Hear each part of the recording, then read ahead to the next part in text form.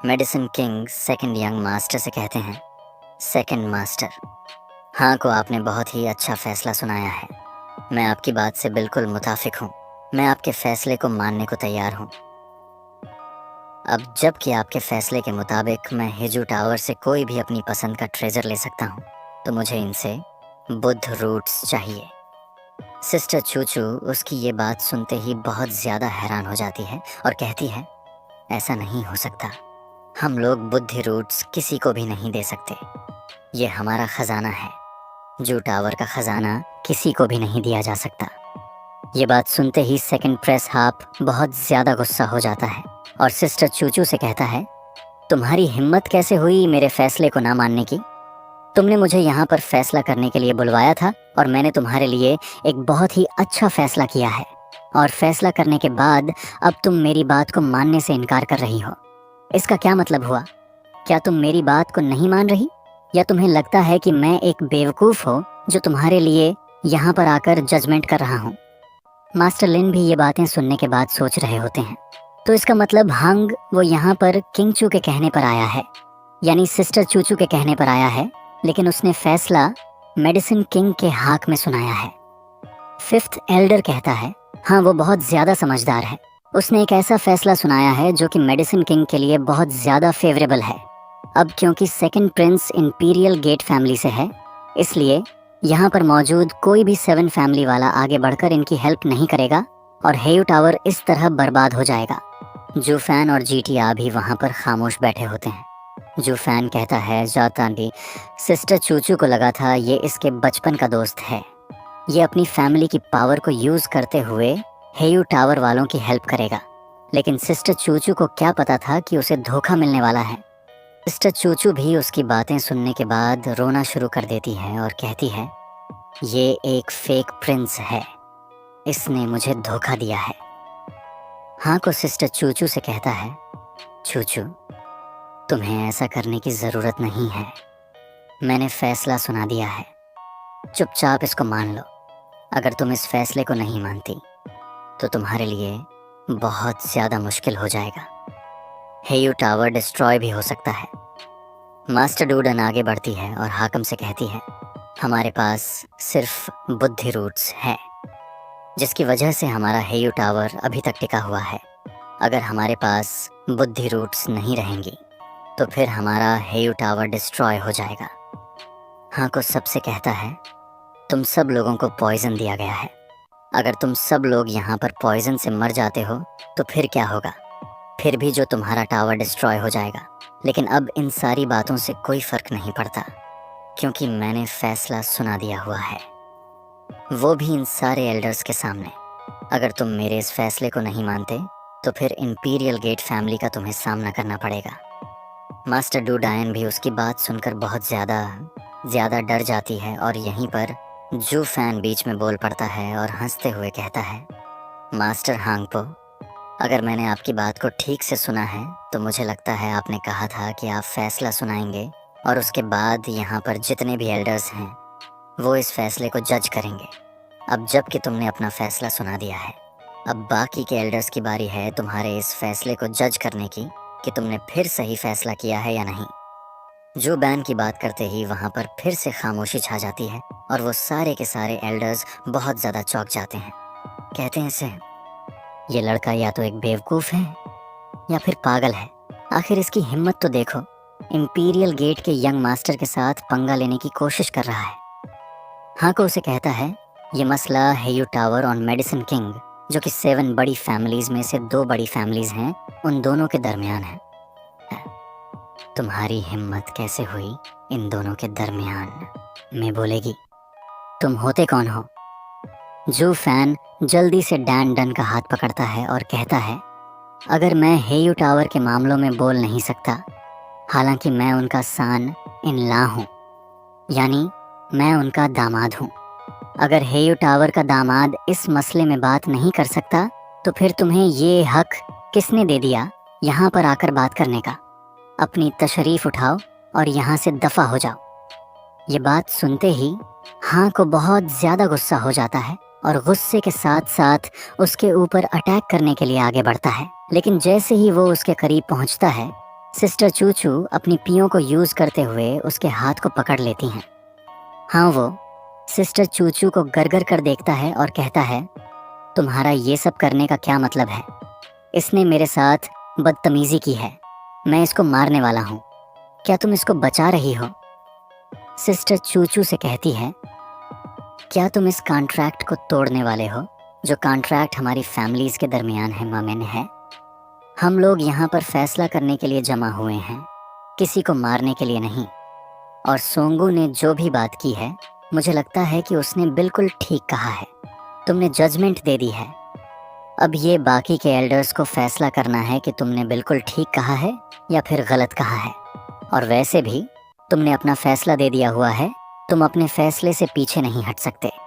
हालांकि वो शांत हो जाता है और उसकी पट्टियाँ जो कि उसके बाजू पर बंदी होती हैं, वो अपनी मुट्ठी को बंद करता है, तो सिस्टर चूचू की पट्टियाँ भी डिस्ट्रॉय हो जाती हैं।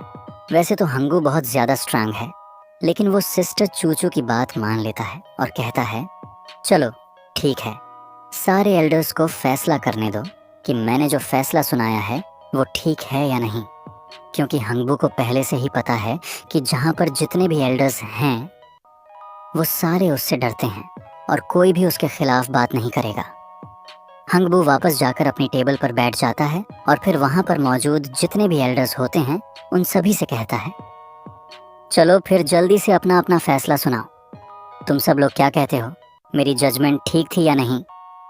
ये बात सुनते ही वहाँ पर जितने भी एल्डर्स होते हैं वो बहुत ज़्यादा घबरा जाती हैं, क्योंकि कोई भी इंपीरियल गेट फैमिली के खिलाफ बात नहीं करना चाहता।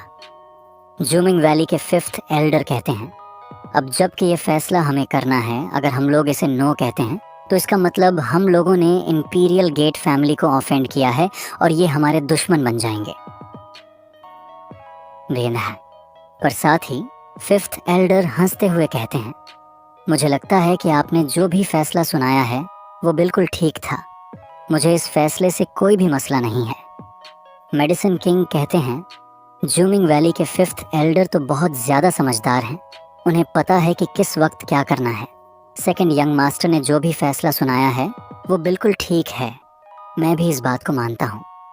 नेक्स्ट को हाई फॉरेस्ट वालों की बारी होती है। वो मास्टर बहुत ज़्यादा घबराए होते हैं, फिर वो हंसते हुए कहते हैं, 2nd यंग मास्टर, आपने जो भी फैसला सुनाया है वो बिल्कुल ठीक है, मुझे इससे कोई मसला नहीं है। मास्टर डूड हैंचुला करर लीटिन से कहती है, ये तुम क्या कर रहे हो? तुम तो हमारा साथ दो। लेकिन आगे से मास्टरों से कोई भी जवाब नहीं देते। अगली बारी कियान लंग पवेलियन की होती है। हाकू 9th एल्डर से कहता है, किन लांग पवेलियन के 9th एल्डर मास्टर जू अपना फैसला सुनाए, आप क्या कहते हैं? बाकी सारे एल्डर्स की तरह एल्डर जू भी बहुत ज़्यादा घबराए होते हैं, जबकि हाप सामने खड़ा हंस रहा होता है। मास्टर जू इतने ज़्यादा घबराए होते हैं, शिकायतें हैं कि वो हाप से कहते हैं, 2nd यंग मास्टर, आपका फैसला बिल्कुल दुरुस्त है, मैं भी इस फैसले में आपके साथ हूँ। सिस्टर चूचू बेचारी और भी ज़्यादा परेशान हो जाती है, क्योंकि ये उसके अंकल जू हैं जो उसका साथ नहीं दे रहे। यहाँ पर फिर से जू फैन की एंट्री होती है। जू फैन कहता है, ब्रदर जू, मुझे लगता है कि तुम्हें अपने फैसले पर फिर से एक बार गौर करना चाहिए। मास्टर जू फैन की बात सुनने के बाद और भी ज़्यादा घबरा जाते हैं। मेडिसिन किंग ये बात देखकर बहुत ज़्यादा हैरान हो जाता है और कहता है, ये लड़का तो हम सबके सामने फिर से इस 9th एल्डर को धमकी दे रहा है। पहली बार हमने सोचा था शायद से सीनियरिटी की वजह से एल्डर ने इसे कुछ नहीं कहा कि ये लड़का एक जूनियर है और 3rd क्लास फैमिली से है, इसीलिए एल्डर ने इसको नहीं मारा। लेकिन ये सबके सामने उसे फिर से धमकाने की कोशिश कर रहा है। और ये लड़का है कौन? ये मास्टर यू के साथी से इस तरह बात कैसे कर सकता है? जब भी ये उसके साथ बात करता है ये बहुत ज़्यादा कॉन्फिडेंट होता है। मेडिसिन किंग कहता है, अगर लंग जू ने इस लड़के को सज़ा नहीं दी तो मुझे नहीं लगता कि कियान लंग पवेलियन वाले अपनी रेपुटेशन को हमारे सामने बहाल रख पाएंगे। मुझे लगता है कि लंग जू को इस लड़के को यहीं पर मार देना चाहिए। 5th एल्डर हंसते हुए मास्टर जू से कहते हैं, मास्टर जू, एक जूनियर डिसाइल के हाथों दोबारा इंसल्ट करवाने के बाद भी आप उसे सज़ा नहीं दे रहे। मुझे लगता है कि आपके अपने गुस्से पर बहुत ही अच्छा कंट्रोल है। अगर ये लड़का मेरे साथ बदतमीज़ी करता तो अब तक मैंने इस लड़के को मार दिया होता।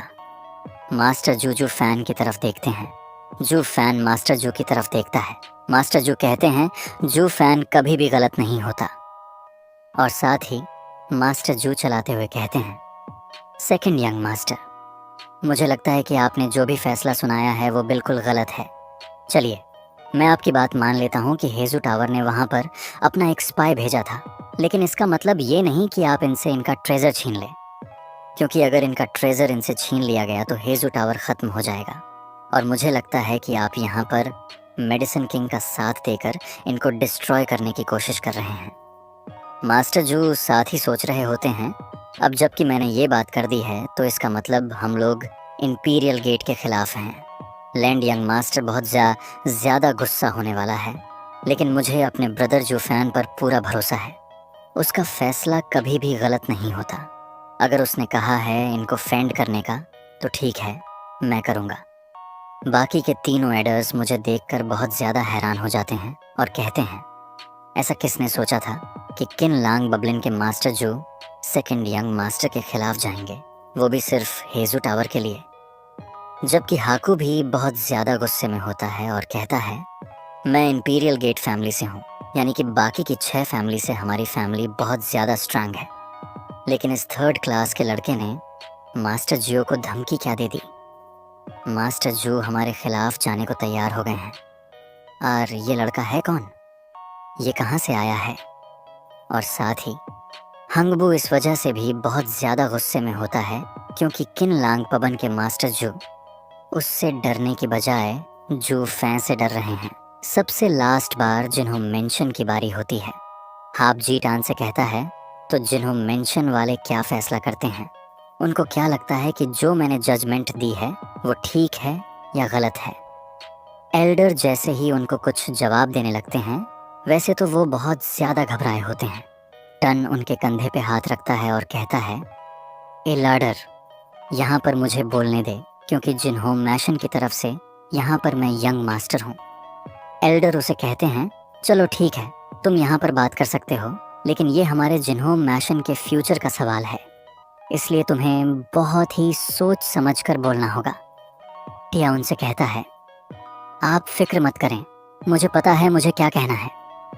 टिया आगे बढ़ता है और जू फैन से कहता है, ब्रदर, मैं काफ़ी देर से यहाँ पर तुम्हारे साथ बैठकर पी रहा हूँ।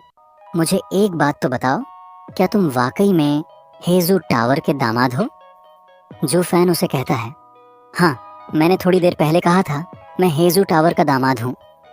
जीट आन डंडन की तरफ इशारा करते हुए उसे कहता है, अगर तुम वाकई में इनके दामाद हो तो जल्दी से इस लड़की को हम सबके सामने किस करो और अपने आप को साबित करो कि तुम इनके दामाद हो। अंडन उसकी बात सुनने के बाद बहुत ज़्यादा शर्माना शुरू कर देती है। जो फैन जीट आन से कहता है, तुम्हारा ये बात करने का क्या मतलब है? क्या तुम मुझसे फाइट करना चाहते हो? जीट आन उसे कहता है, मुझे पता है कि तुम ये चाहते हो कि मैं हेजू टावर वालों के हक में वोट दूं, लेकिन अगर तुम ऐसा चाहते हो तो तुम्हें साबित करना होगा जैसा मैंने तुमसे कहा है। इस लड़की को किस करो और मैं तुम्हारे हक में वोट दे दूंगा। अगर तुम ऐसा नहीं करते तो फिर मैं किन के साथ रहूंगा? जीट यान के ऑर्डर चिल्लाते हुए से कहते हैं, ये तुम किस तरह की बेवकूफ़ वाली हरकत कर रहे हो? यहाँ पर हमारे जिन हो मेंशन का फ्यूचर दाव पर लगा हुआ है और तुम यहाँ पर किस तरह की हरकतें कर रहे हो? जीट आन अपने एल्डर से कहता है, ए एल्डर, आपको परेशान होने की ज़रूरत नहीं, मुझे पता है कि मैं क्या कर रहा हूँ। एल्डर भी उसकी बात सुनकर शांत हो जाते हैं और कहते हैं, मैंने पहले कभी टन को इतना ज़्यादा सीरियस नहीं देखा, लेकिन मैं इस पर भरोसा करने के अलावा और क्या कर सकता हूँ? मुझे लगता है कि ये हमारी फैमिली के हक में बेहतर ही फैसला करेगा। जीटान उसे कहता है, चलो जल्दी करो, तुम अभी यहाँ पर बैठकर क्या देख रहे हो? जू फैन वैसे तो बहुत ज़्यादा गुस्से में होता है, लेकिन साथ ही वो आगे बढ़ता है और डन डन की गाल पे किस करता है। जू फैन उसे किस करने के बाद टिन से कहता है, अगर तुम्हें यहाँ पर कोई गेम्स खेलनी है तो जाओ जाकर अपने लिए कोई लड़की ढूंढो और उसे जाकर किस करो। मुझे डिस्टर्ब मत करो, मैंने तुम्हारी डील पूरी कर दी, आप जल्दी करो और अपना फैसला बताओ। जीटान भी कहता है, मैं इस जजमेंट को नहीं मानता, मैं टावर वालों की साइड पर हूँ। सिस्टर चूचू साहब की बात सुनने के बाद कहती हैं, अब जबकि 7 में से 2 एल्डर्स ने इस बात को मना कर दिया है कि तुम्हारा फैसला बिल्कुल ठीक नहीं है, हम तुम्हारे इस फैसले को इनवैलिड करार देते हैं और इस फैसले को नहीं माना जाएगा। हेजू टावर और मेडिसिन किंग, उन दोनों का वोट तो इसमें काउंट नहीं होना। तो टोटल पीछे 4 फैमिलीज बचती हैं जिन्होंने वोट देना था। 2 वोट उनके खिलाफ थे और 2 वोट इनके हक में थे। तो इस तरह ये फैसला टाई हो जाता है। हंगबू कहता है, ऐसा कैसे हो सकता है? क्या तुम मेरी इंपीरियल गेट फैमिली को भूल रही हो? अभी मैंने वोट देना है। जू फैन उसे कहता है, मैं तो पहली बार सुन रहा हूँ कि जज खुद भी फैसला देगा। क्या तुम्हें हम इतने ज़्यादा बेवकूफ़ नज़र आते हैं? तुम तो वाकई में अपने फैसले के हक में ही वोट दोगे। कोई बेवकूफ़ ही होगा जो तुम्हें वोट देने देगा। हंगबू उसकी बात सुनकर और भी ज़्यादा गुस्सा आ जाता है और कहता है, ये लड़का फिर से बीच में अपनी टांग गड़ा रहा है। अगर ये लड़का यहाँ पर नहीं होता तो अब तक मेरा प्लान पूरा हो चुका होता और इनके हाथ से मैंने बुद्धि रूट्स को ले लिया होता। हंगबू कहता है, तुम्हारे जैसे लड़के को तो मैं अपने हाथों से मारूंगा। एक बार ये सब कुछ ख़त्म होने दो, उसके बाद तुम्हारी। जुपैन हंगबू से कहता है, अगर तुम हमारे इस फैसले से राज़ी नहीं हो तो मेरे पास एक और सजेशन है। हम एक और काम कर सकते हैं। हम लोग एक स्टेप पीछे चले जाते हैं। एल्डर जैन को कहते हैं कि वो अपना 80 डोर हेजू टावर वालों को दे दे, जबकि मास्टर जैन को मौका दिया जाएगा। वो हेजू टावर से कोई भी अपनी मर्जी का ट्रेजर चूज कर सकते हैं। मास्टर जैन संग उसे कहते हैं, मुझे बुद्धि रूट्स के अलावा और कुछ भी नहीं चाहिए। कोई भी ट्रेजर मुझे नहीं चलेगा, मुझे सिर्फ बुद्धि रूट्स चाहिए। जो फैन हंसते हुए उसे कहता है, अगर तुम्हें बुद्धि रूट्स चाहिए तो हम लोग तुम्हें दे सकते हैं।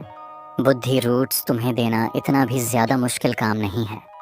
जो फैन कहता है, लेकिन इसका मतलब ये नहीं कि तुम हमारे बुद्धि रूट्स को फ्री में ले सकते हो। तुम्हें पहले अपनी एबिलिटीज़ को शो करवाना होगा, उसके बाद तुम्हें बुद्धि रूट्स मिलेंगी। मेडिसिन किंग उसे कहते हैं, तुम्हारी बात का मतलब क्या है? तुम क्या करना चाहते हो? जो फैन कहता है, मेरी बात बहुत ज़्यादा सिंपल है। हानो पिल फेस्टिवल बहुत ही जल्दी शुरू होने वाला है। जो फैन कहता है, तुम इस फेस्टिवल में हिस्सा लो और वहाँ पर एक पिल बनाकर दिखाओ अल्केमी को यूज़ करते हुए। अगर तुम इस फेस्टिवल को जीत जाते हो तो तुम्हें इनाम के तौर पर बुद्धि रूट्स मिलेंगी। हम भी इसमें हिस्सा लेंगे। हमारी तरफ से अगर कोई जीत जाता है तो वो बुद्धि रूट्स हमारे पास ही रहेंगी। मास्टर जॉनसन उसकी बात सुनकर हंसना शुरू कर देते हैं और कहते हैं, चलो फिर देखते हैं अल्केमी में मुझे कौन हरा सकता है। क्या तुम जानते नहीं? मेडिसिन किंग कहते हैं, मैं अल्केमी का बादशाह हूँ।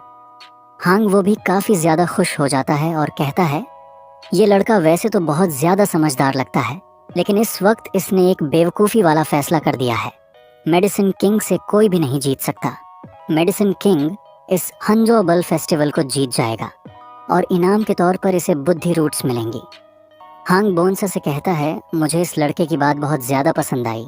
चलो फिर ऐसे ही करते हैं, बुद्धि रूट्स को असो पील फेस्टिवल के इनाम के तौर पर रख देते हैं। सिस्टर चू से कहती है, लेकिन हमसे तो किसी ने पूछा ही नहीं, क्या हम अपनी बुद्धि रूट्स को इनाम के तौर पर रखना चाहते हैं या नहीं?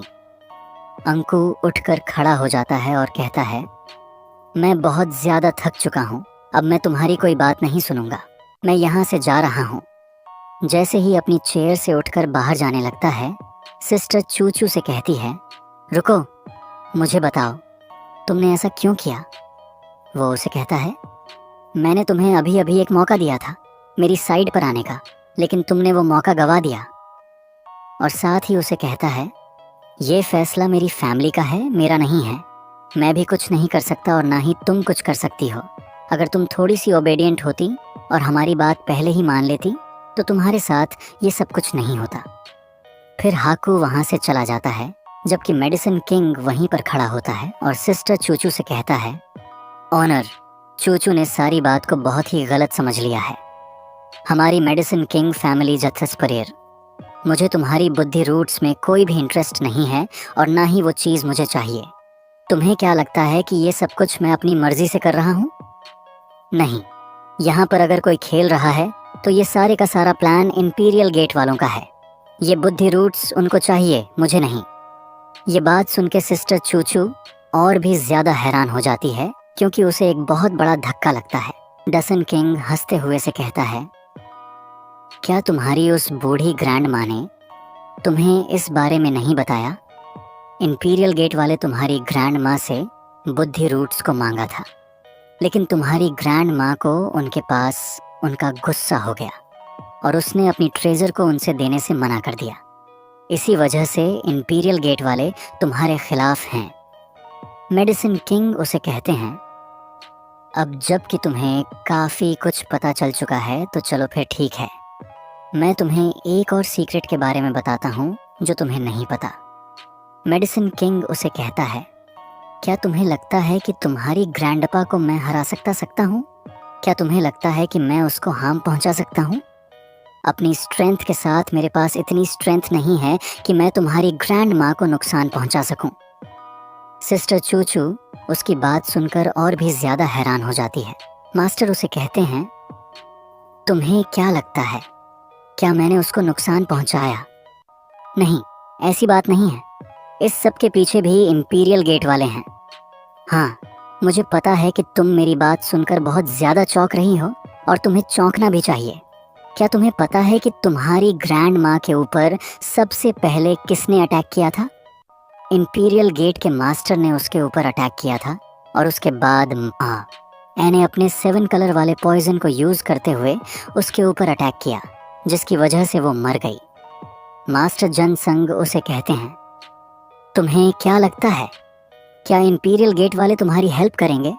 तुम्हें लगा था कि हाँ, को तुम्हारे बचपन का दोस्त है तो वो तुम्हारी हेल्प करेगा, लेकिन तुम तो भेड़िए को अपने घर में ले आई। और साथ ही मास्टर जन हंसते हुए वहाँ से बाहर चले जाते हैं।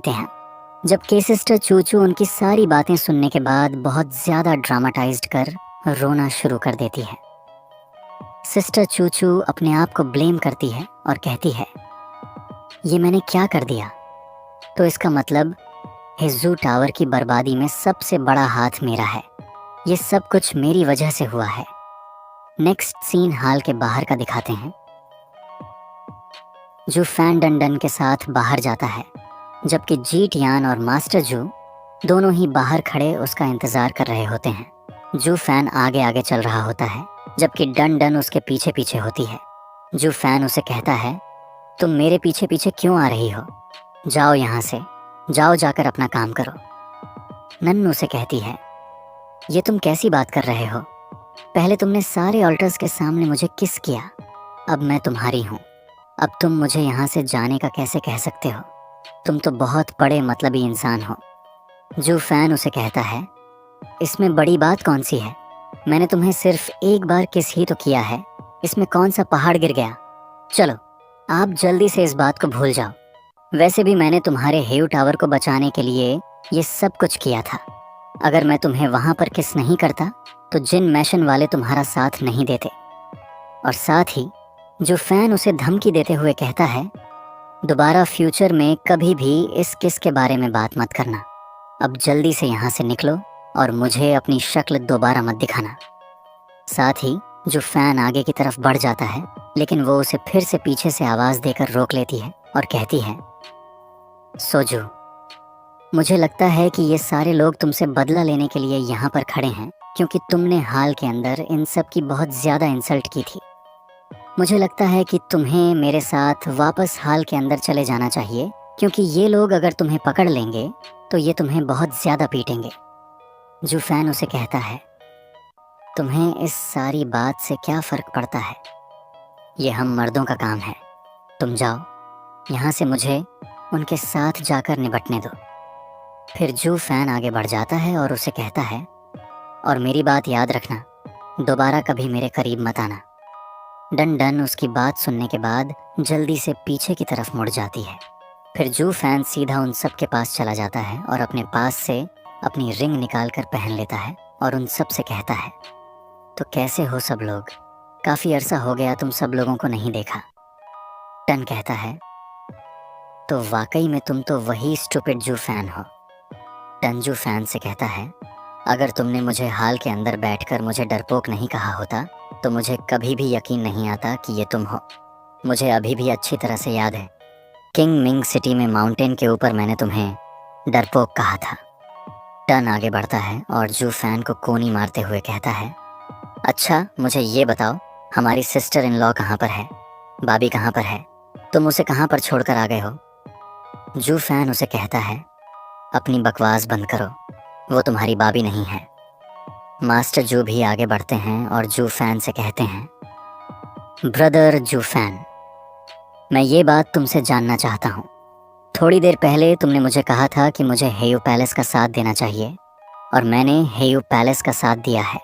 तुम्हें ये बात अच्छी तरह से पता होनी चाहिए कि इंपीरियल गेट फैमिली बहुत ज़्यादा स्ट्रांग है और हमारी फैमिली ने उनको ऑफेंड कर दिया है, वो भी सिर्फ तुम्हारी वजह से। अब मुझे सारी बात को एक्सप्लेन करो। लांग नोई भी मास्टर जू की बात सुनकर बहुत ज़्यादा हैरान हो जाती है और कहती है, क्या ये वाकई में जू फैन है? जी टियान के एल्डर और लंग जी भी ये बात सुनकर बहुत ज़्यादा चौंक जाते हैं। जी टियान कहता है, जैसा कि एल्डर ने तुमसे पूछा, मैं भी वही सवाल तुमसे पूछना चाहता हूँ। तुमने हम दोनों फैमिलीज़ को इंपीरियल गेट को फेड करने का क्यों कहा, जबकि तुम्हें पता है कि वो लोग बहुत ज़्यादा स्ट्रंग हैं? मुझे ये बात भी अच्छी तरह से पता है कि तुम्हारे पास कोई ना कोई इसकी रीज़न ज़रूर होगी। लेकिन साथ ही रियान उसे कहता है, अब ये मत कह देना कि तुमने मुझे फिर से धोखा दिया है और तुम यहाँ पर अपने किसी मकसद को पूरा करने के लिए मुझे भली का बकरा बनाने वाले हो। जू फैन उन दोनों से कहता है, तुम दोनों की फैमिलीज़ में तुम दोनों ऐसे लोग हो जिसके ऊपर मैं जू फैन सबसे ज़्यादा भरोसा करता हूँ। पर जो मसला इतना ज़्यादा इम्पॉर्टेंट नहीं होता तो मैं तुम दोनों की फैमिलीज़ को इस सब में शामिल नहीं करता। मुझे ये बात भी अच्छी तरह से पता है कि ये सब कुछ बहुत ज़्यादा डेंजरस हो सकता है, लेकिन अब जबकि खतरा हमारे सर पर मंडला रहा है तो हमें लगता है कि हम सबको प्लानिंग कर लेनी चाहिए। मास्टर जू और टिन उसकी बात सुनकर हैरान हो जाते हैं और कहते हैं, तुम्हारे कहने का मतलब क्या है? जू फैन कहता है, क्या तुम लोगों को दिखाई नहीं देता इंपीरियल गेट वाले जहाँ पर क्या करने की कोशिश कर रहे हैं? इंपीरियल गेट वाले सातों फैमिलीज़ को एक साथ मिलाना चाहते हैं, यानी कि वो 60 फैमिलीज़ के ऊपर राज करना चाहते हैं। यान के साथ साथ बाकी के सारे एल्डर्स भी जो बात सुनकर हैरान हो जाते हैं और उसे कहते हैं, तुम्हें इस बारे में कैसे पता है? तुम इस बात को लेकर श्योर हो? इंपीरियल गेट वाले सातों फैमिलीज़ को मिलाकर एक फैमिली बनाना चाहते हैं। जो फैन कहता है, मुझे नहीं पता, मैंने बस गेस किया है। क्या तुम लोगों ने देखा नहीं कि हाल के अंदर क्या हुआ?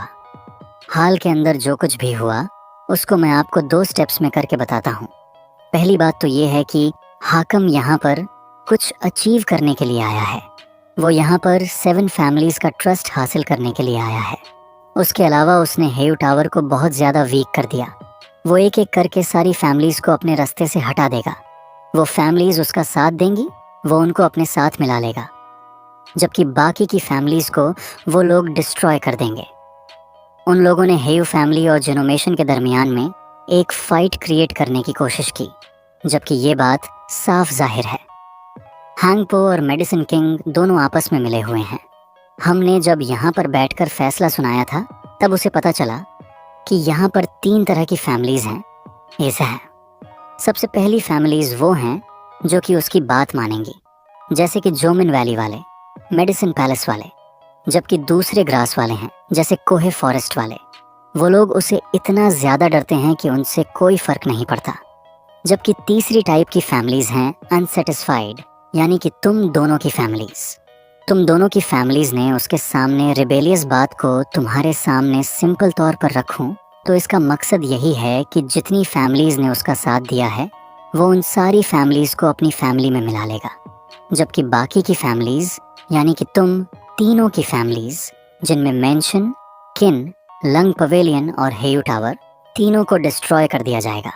जू फैन कहता है, जबकि हमें पता चल चुका है कि उनका मकसद क्या है और वो हमारी फैमिलीज़ को डिस्ट्रॉय करना चाहते हैं, तो मैं चाहता हूँ कि हम लोग फाइट करें और फाइट करके हारें।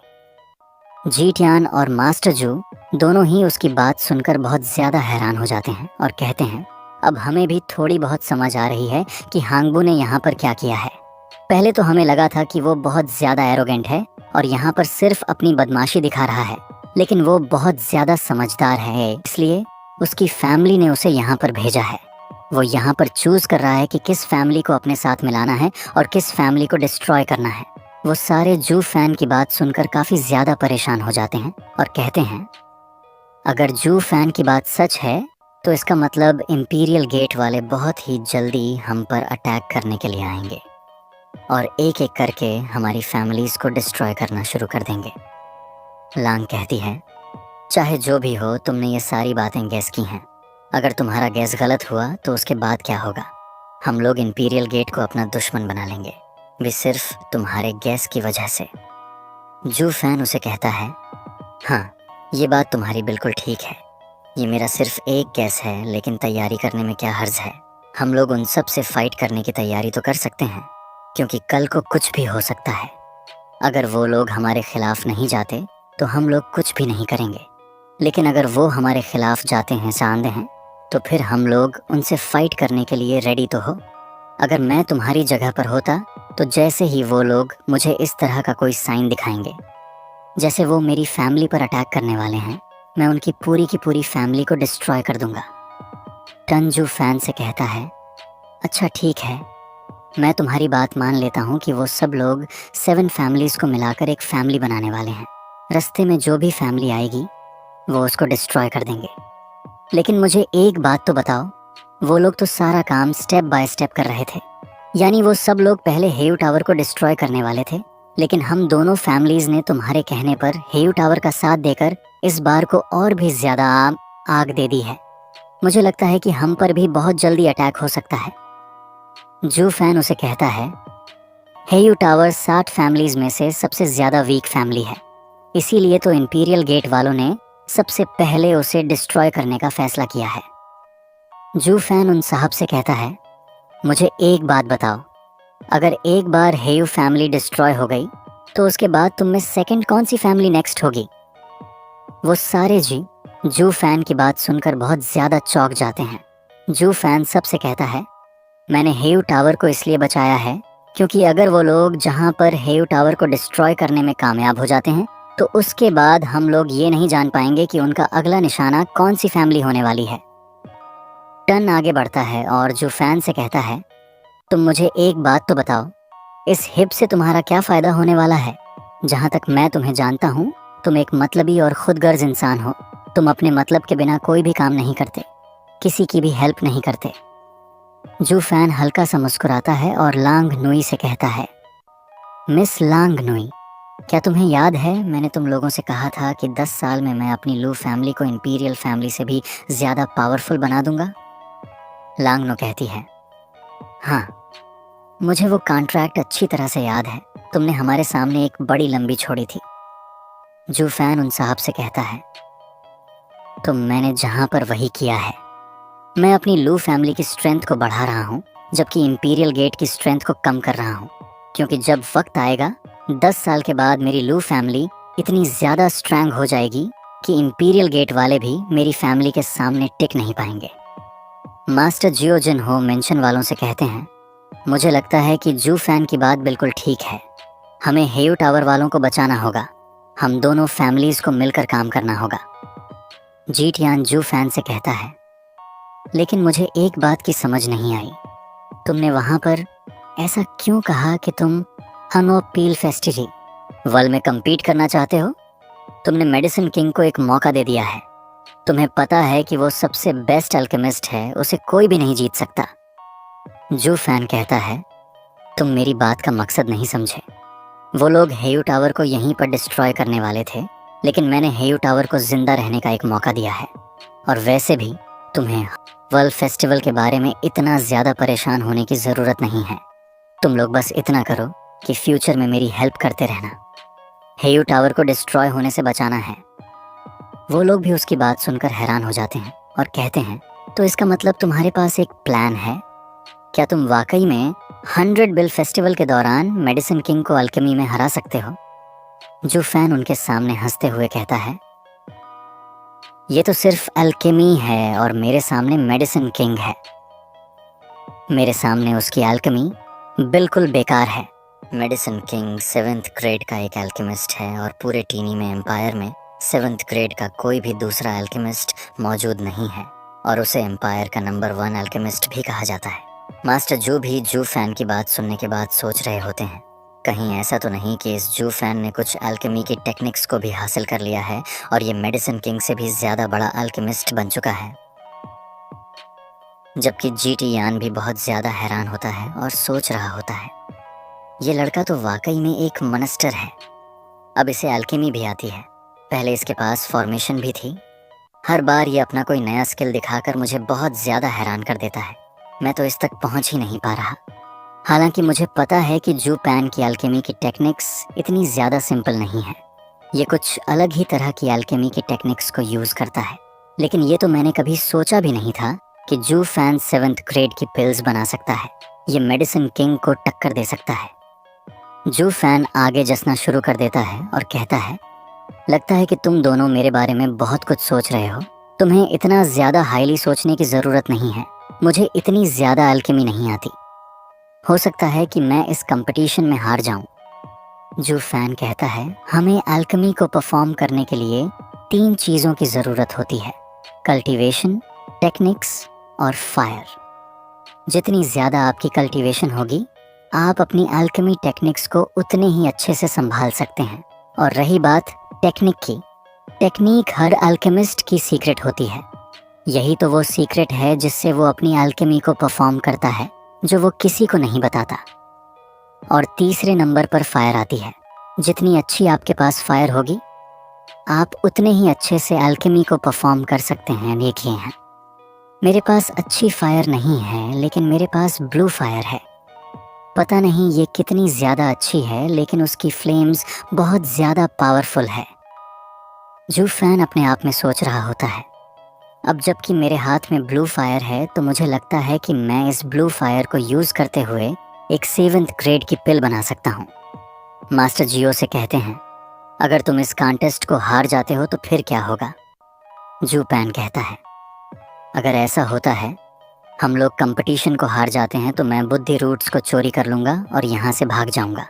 और उसके बाद इंपीरियल गेट वाले मेरे पीछे लग जाएंगे, जिसकी वजह से हेयू टावर वालों को जिंदा रहने का एक और मौका मिल जाएगा। मास्टर जियो से कहते हैं, अगर तुम ऐसा करते हो तो ये सारे लोग तुम्हारे पीछे पड़ जाएंगे। पहले ही यमिंग वैली वाले तुम्हारे पीछे हैं, उसके बाद इंपीरियल गेट वाले और मेडिसिन किंग वाले, ये सारे तुम्हारे पीछे लग जाएंगे। जूबल मास्टर जू की बात सुनने के बाद हंसना शुरू कर देता है और कहता है, तो इस बात से क्या फ़र्क पड़ता है? अगर वो मेरे दुश्मन बन जाती हैं आज या कल, तो इन्होंने मेरा दुश्मन बनना ही है। तो क्यों ना मैं इन सभी के प्लान्स को फ्लॉप करते हुए इन्हें अपना दुश्मन बना लूं। और वैसे भी जब तक उन तीनों फैमिलीज़ की अटेंशन मेरे ऊपर रहेगी, तुम सब लोग मिलकर एक प्लान बना सकते हो। मास्टर जू और जीटियान ये बात सुनकर बहुत ज़्यादा हैरान हो जाते हैं और वो दोनों ये बात सोच रहे होते हैं, जू फैन तो वाकई में बहुत ज़्यादा अच्छा है। ये अपनी भली देने को तैयार है, उनकी टेंशन अपनी तरफ ले जाएगा, यानी कि हम लोग पीछे से तैयारी कर सकते हैं इसकी है। इस दुनिया में ऐसा कोई भी नहीं करता, सभी लोग बहुत कम मतलबी होते हैं। टन के एल्डर भी जो फैन से कहते हैं, लड़के तुम तो बहुत ज़्यादा बहादुर हो। जडिन आगे बढ़ता है और उसके कंधे पे हाथ रखते हुए हल्का सा मुस्कुराता है, जबकि उसी वक्त पीछे से मास्टर डूडन आ जाती है। डन डन भागती हुई मास्टर डूडन को बुलाकर लाई होती है। मास्टर डूडन चिल्लाते हुए टिया से कहता, ई है मास्टर जी, आपको इसके ऊपर रहम करना होगा, प्लीज़ इसको मत मारे। मुझे पता है कि हाल के अंदर इसने आपके साथ बहुत ज़्यादा बदतमीज़ी की थी। जूबन और टिया दोनों ही उसके पास उनका बहुत ज़्यादा हैरान हो जाते हैं। मास्टर डूडन आगे बढ़ती है और उन सभी से कहती है, प्लीज़ एल्डर्स, ये एक यंग लड़का है जिसका मुंह बहुत ज़्यादा चलता है, प्लीज़ मेरे लिए इसको माफ़ कर दें। मास्टर जू जीटान की तरफ देखते हैं और जीटान मास्टर जू की तरफ देखता है और साथ ही वो दोनों हंसना शुरू कर देते हैं और साथ ही वो दोनों एक्टिंग करना शुरू करते हैं। मास्टर जू कहते हैं, क्या हेयू टावर वालों को इसके अलावा अपना दामाद बनाने के लिए और कोई नहीं मिला था? ये लड़का तो बहुत ज़्यादा बदतमीज़ है। हेयू टावर में इस तरह के लड़के को नहीं होना चाहिए। अगर यहाँ पर मास्टर डूडन हंडी से बचाने के लिए नहीं आती तो इस बूढ़े ने अपनी पाम टेक्निक को यूज़ करते हुए इसके 2 टुकड़े कर दिए होते। मास्टर डूडन कहती है, अंकल जू, आपका बहुत बहुत शुक्रिया, क्योंकि आपने मेरे लिए इसको छोड़ दिया। मास्टर जू हंसते हुए आगे बढ़ते हैं और जू पैन के कंधे पे हाथ रखते हुए कहते हैं, बच्चे, इस बार तो मास्टर डूडन ने तुम्हें मेरे हाथों से बचा लिया है, लेकिन अगली बार इस तरह की कोई भी गलती मत करना। और साथ ही वो हंसते हुए वहां से भाग जाते हैं। जू पैन बहुत ज्यादा गुस्सा हो जाता और कहता है, लगता है कि इस बूढ़े ने मेरा फायदा उठा लिया, इस सभी के सामने मेरे इंसल्ट करके चला गया है। नेक्स्ट जी टान की बारी आती है। वो भी हंसता हुआ आगे बढ़ता है। जी टान जल्दी से उसे गले से पकड़ लेता है और अपनी उंगली को उसकी गाल में आते हुए कहता है, लड़के, अगली बार बहुत ज्यादा ध्यान से बात करना। मैं यंग मास्टर हूँ जिन्हो मेंशन का, इसलिए अगली बार मेरे साथ इस तरह बदतमीजी मत करना। हालांकि मैंने तुम्हें अपना ब्रदर कहा है, लेकिन इसका मतलब ये नहीं कि तुम मेरे सर पर चढ़कर बैठ जाओ। अब मैं यहाँ से जा रहा हूँ। भी वहाँ से हंसता हुआ चला जाता है, जबकि जू पैन और भी ज्यादा गुस्सा हो जाता है और कहता है, इन सब को हो क्या है? मास्टर डूडन के सामने ये सब लोग मेरे इंसल्ट किए जा रहे हैं, लेकिन मास्टर डूडन के जहाँ पर होते हुए मैं इन सब के साथ उस तरफ बात नहीं कर सकता। मुझे बस इन सब की बातों को बर्दाश्त करना होगा। नेक्स्ट लांग नोई की बारी आती है। वो भी उसकी बिस्सी करने से जरा नहीं कतराती। वो उसे कहती है, तुम इस तरह घुर घुर का क्या देख रहे हो? लगता है कि तुम्हें अंकल जी की बातें पसंद नहीं आई। तुम्हें अपने आप को इतना बड़ा महान मास्टर नहीं समझना चाहिए। तुम सिर्फ एक जूनियर हो, इसलिए अगली बार मास्टर जियो के साथ बहुत ही ध्यान से बात करना, नहीं तो अंकल जी के बिहाव पर मैं तुम्हें सजा दूंगी। दूसरों के सामने इस तरह बात मत किया करो। ऐसे लगता है जैसे तुम कोई अनपढ़ जाहिल हो। और साथ ही वो भी उसका मजाक उड़ाते हुए वहाँ से चली जाती है। जू फैन उन साहब की बातें सुनकर और भी ज्यादा गुस्सा हो रहा होता है और कहता है, ये छोटी लड़की भी मेरी बेइज्जती का की जान से चली गई। अगर मास्टर डूडन यहाँ पर नहीं होती तो मैं इन सबको एक अच्छा सबक सिखाता। जी दयान के एल्डर और लंगजी, जो कि अभी पीछे बचे होते हैं, जो पैन लांगजी की तरह घुर कर देखता है। लंगजी बहुत ज्यादा डर जाता है और वो जू फैन को बिना कुछ कहे ही वहां से चला जाता है। उन सब के वहां से चले जाने के बाद जू फैन बहुत ज्यादा गुस्से में है। जब भी डन डन के पास खड़ी है, डैन डन बहुत ज्यादा खुश होती है और जू फैन से कहती है, चलो, शुक्र है मैं वक्त पर अपनी मास्टर डू डैन के पास चली गई थी और उन्हें यहाँ पर लेकर आ गई, वरना ये लोग तुम्हें मार देते। जू फैन बहुत ज्यादा गुस्से में होता है और डैन डन को घूर कर देखता है और उसे कहता है, तुम्हें किसने कहा था कि यहाँ पर आओ? और साथ ही वो सोच रहा होता है, अगर ये दोनों यहाँ पर बीच में अपनी टांग नहीं हड़ती तो ये सारे लोग मुझे यहाँ पर बेइज्जती करके नहीं जाते। मास्टर डूडन चिल्लाते हुए उसे कहती है, सोजू, तुम बहुत ज्यादा बुरे हो। मेरे डिसाइल तुम्हें यहाँ पर बचाने के लिए आई है, लेकिन तुम उसे bully कर रहे हो। अगर डैंडन मेरे पास आकर तुम्हारी जान की भीख नहीं मांग रही होती तो मैं यहाँ पर तुम्हें बचाने के लिए कभी भी नहीं आती। अगर यहाँ पर मैं नहीं आती तो ये सारे एल्डर्स में मार देते। वैसे भी मुझे तुम्हारे जिंदा रहने या मरने से कोई फर्क नहीं पड़ता। मैं यहाँ से जा रही हूँ। और वो डैंडन का हाथ पकड़ती है और कहती है, चलो डंडन, यहाँ से चलते हैं। इस लड़की को तुम्हारी जरा भी फिक्र नहीं। तुम्हें इसके पीछे घूमने की जरूरत नहीं है। मैंने तुम्हें पहले ही कहा था, इस दुनिया में मर्द बहुत ज्यादा बुरे होते हैं और सारे के सारे झूठे होते हैं। किसी पर भरोसा करने की जरूरत नहीं है। ये लड़का बिल्कुल भी तुम्हारे लायक नहीं है। मेरे साथ चलो। और वो डंडन को अपने साथ लेकर वहां से चली जाती है। उन सब के वहां से चले जाने के बाद जू पैन कहता है, अब जब के सभी लोग यहाँ से जा चुके हैं, मुझे लगता है कि मुझे अपने प्लान पर काम करना चाहिए। जू पैन कहता है, मुझे लगता है कि आप मुझे सिस्टर चूचू के पास जाना चाहिए और उसके साथ एक डील करनी चाहिए। बुद्धि जड़ लिक्विड के बदले में मैं उनको हेयू टावर को बचा कर दूंगा। मुझे नहीं लगता कि सिस्टर चूचू इस ऑफर को डिनायर करेगी। जू फैन वापस उसी हाल में जाता है जहां पर जजमेंट दी गई थी। सिस्टर चूचू वहीं पर बैठी होती है। जू पैन सीता उसके पास चला जाता है। जू फैन दरवाजे में खड़ा होकर सिस्टर चूचू से कहता है, चीफ ऑनर चूचू, मुझे लगता है कि मेरे पास एक बहुत ही अच्छा आइडिया है। मैं तुम्हारे हेयू पैलेस को बचा सकता हूँ। तुम्हें मेरे इस आइडिया में बहुत ज़्यादा इंटरेस्ट होने वाली है। चलो जल्दी से मिल। लेकिन सिस्टर चूचू इसकी बात सुनने के बाद कोई भी रिएक्शन नहीं देती। जू फैन आगे बढ़ता है और कहता है, इसे क्या हुआ? ये मेरी बात क्यों नहीं सुन रही? जू फैन भी उसके पास ही जाकर बैठ जाता है और उसकी आंखों की तरफ देखता है तो वहीं पर बैठी होती है, बहुत ज़्यादा चौंकी हुई हालत में। जू फैन कहता है, हालांकि इसके पास काई प्रोफाउंड राउंड की बहुत ज़्यादा पावरफुल बॉडी है, लेकिन फिर भी ये इस सटमे को बर्दाश्त नहीं कर पाई कि इसके बचपन का दोस्त एक धोखेबाज है।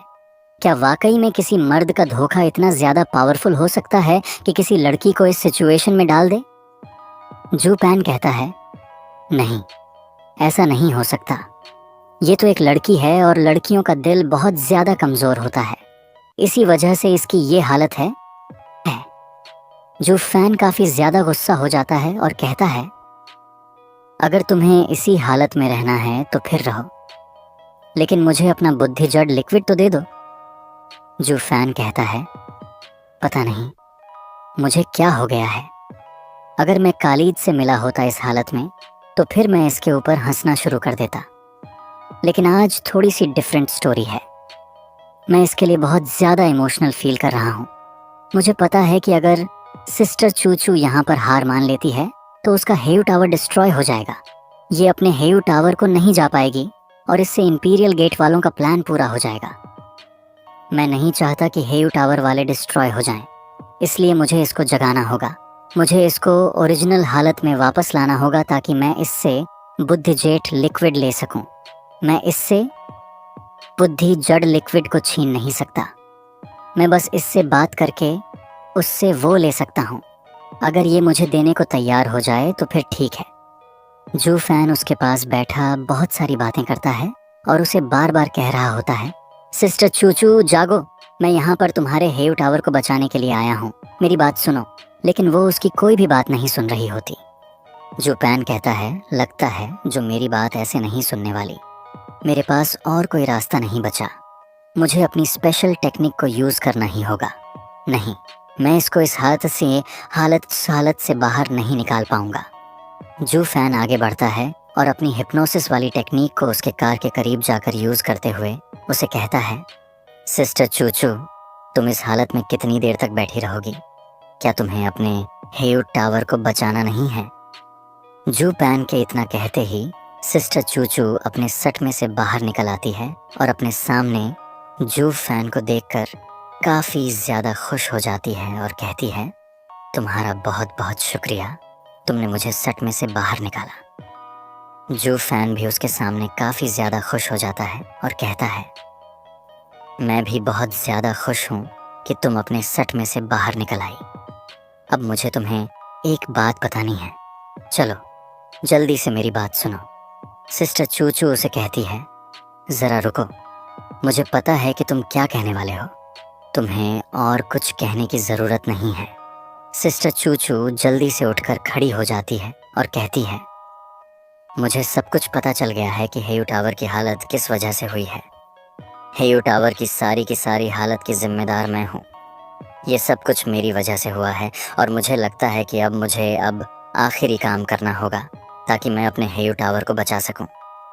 जू पैन उसे कहता है, ऐसी बात नहीं है, ये सब कुछ तुम्हारी वजह से नहीं हुआ और तुम्हारे पास अभी भी एक मौका है, तुम हेयू टावर को बचा सकती हो। सिस्टर चूचू जू फैन से कहती है, तुम बहुत ज़्यादा तिरछे हो, पहले मैं तुम्हें समझ नहीं पाई।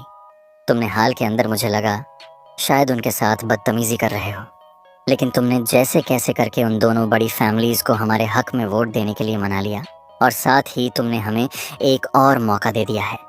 इस कंपटीशन की सूरत में मैं तुम्हारे इस दिए हुए मौके से पूरा फ़ायदा उठाऊंगी और अपनी हेयू टावर को दोबारा से रिवाइव करने की कोशिश करूंगी।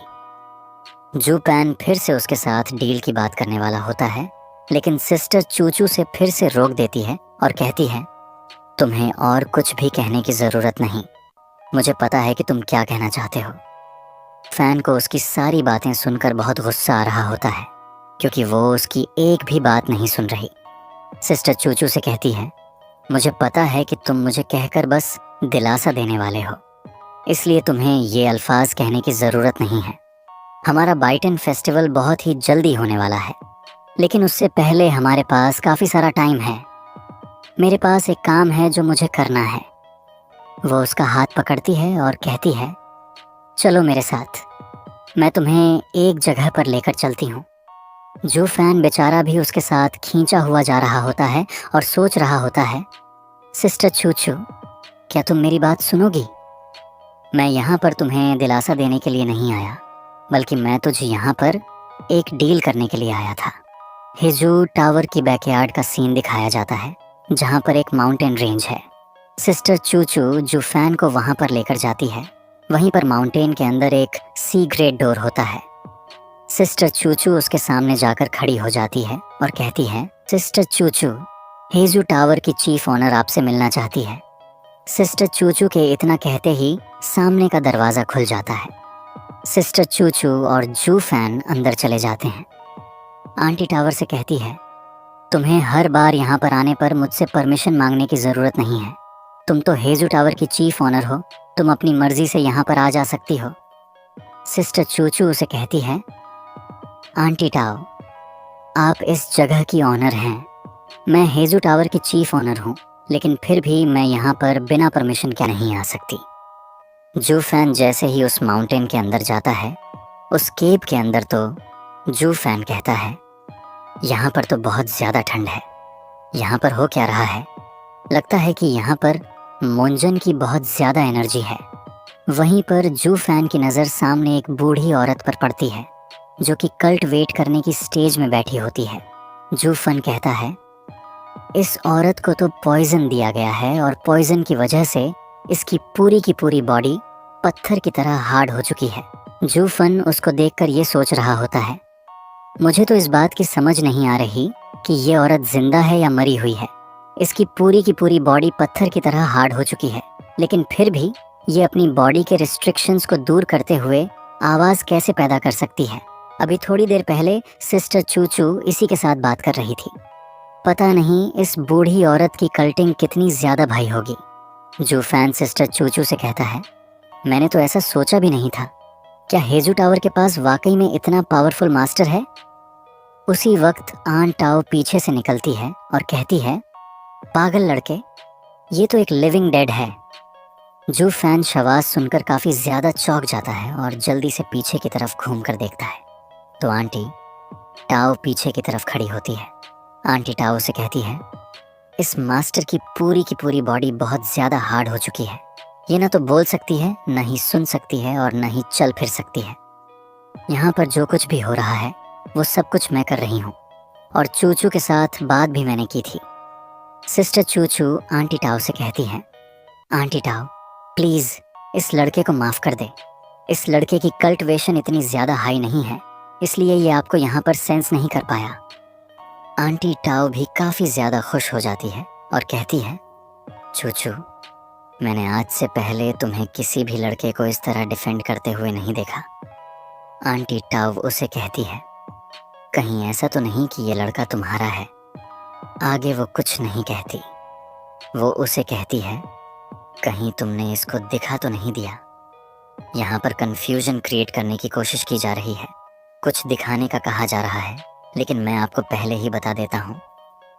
आंटी टाव उसको अपना चेहरा दिखाने की बात कर रही है कि कहीं तुमने इसको अपना चेहरा तो नहीं दिखा दिया।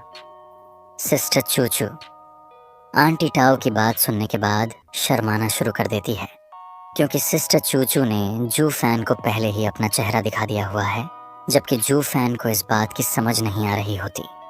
जू फैन सोच रहा होता है, ये मुझे क्या दिखाने की बात कर रही है? कहीं मुझे कोई हज़ारा तो नहीं दिखाने वाले?